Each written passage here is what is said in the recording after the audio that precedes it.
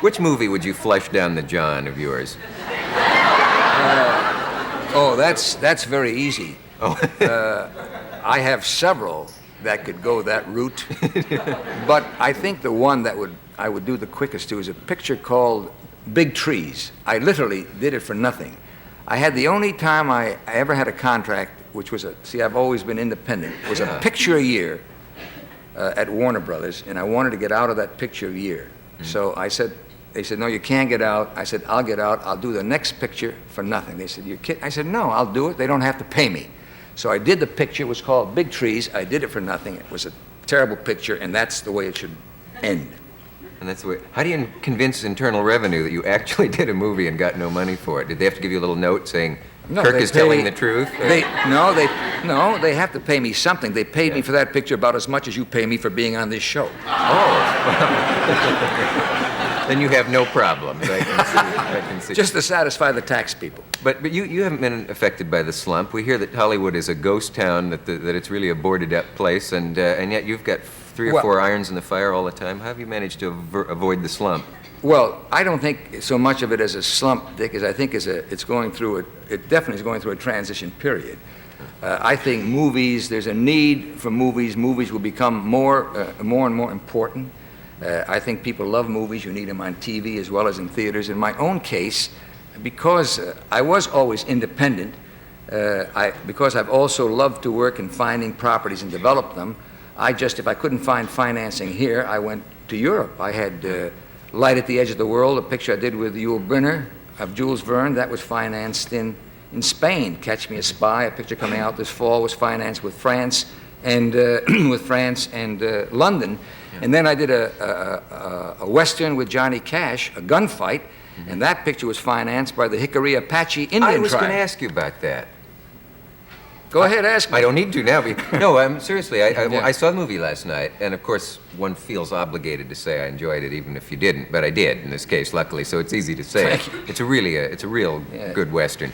And right at the beginning, it says the Hickory Apaches. Yes. Present, or something. It doesn't actually say present, but I wondered about that. What is that? The Hickory Apache Indian tribe in Dulce, New Mexico, actually financed the film.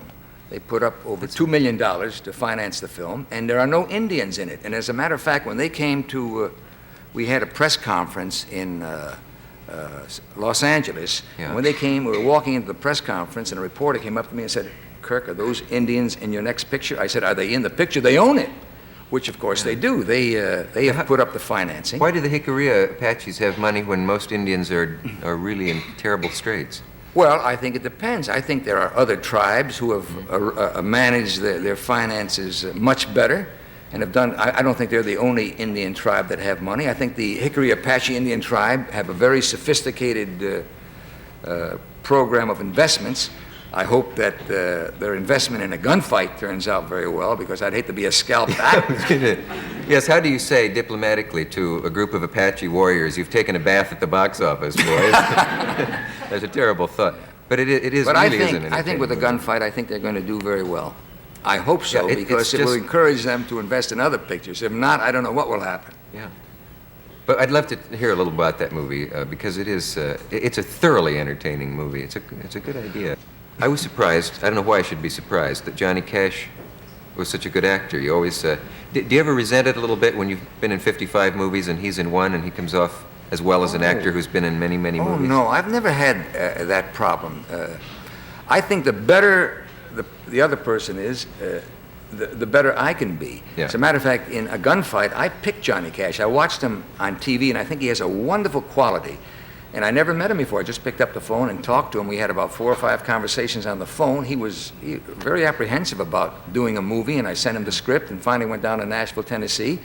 And, he agreed to do the picture. And I thought, did you think he was wonderful? Yes, he's I think he has a wonderful quality when you think it's about his, of course, and it's perfect for this. It's about his first movie, and I think he does a terrific job. Yeah, there's no sense of a guy just making it like there often is when a guy makes his first film. You forget about it. Do you have a clip from? I have a piece from Gunfight. Yeah.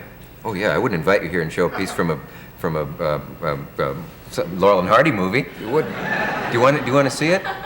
I don't want to bore you Well, with it if you don't want to see it. It's your show. I've seen the movie. Yeah, this is good. Take a look. You'll see the two fellows we just mentioned, and I'm not in it.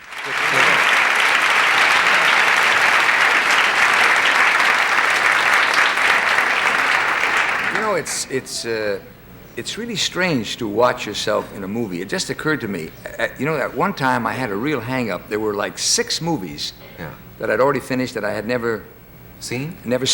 Really? Yeah, I've gotten to the point where I think I've seen, but I rarely. There are very few movies that I can watch myself in. I'm always dissatisfied. As a matter of fact, there's only one movie that I really love watching myself in. It's a little picture called Lonely Are the Brave. Oh, yeah. And when I watch that movie, I say, Kirk, terrific. It's the only movie. I mean, otherwise, it's a funny feeling. Now, in this scene, I really... See, I don't think people realize what a tremendous thing that is for Johnny Cash, really in his first feature picture, you know, to do such a good job. I think he's wonderful. Yeah, After all, I have done a few movies. I love the way he does that line about that. That may be true, but somebody did kill Johnny Ringo. Is that the name? Wonderful. He has a wonderful quality. Why do you look bigger on the screen? Are you as big as you'd like to be? I mean, no, I mean, you do look a little bigger. As I see you here, you're no shrimp by any means.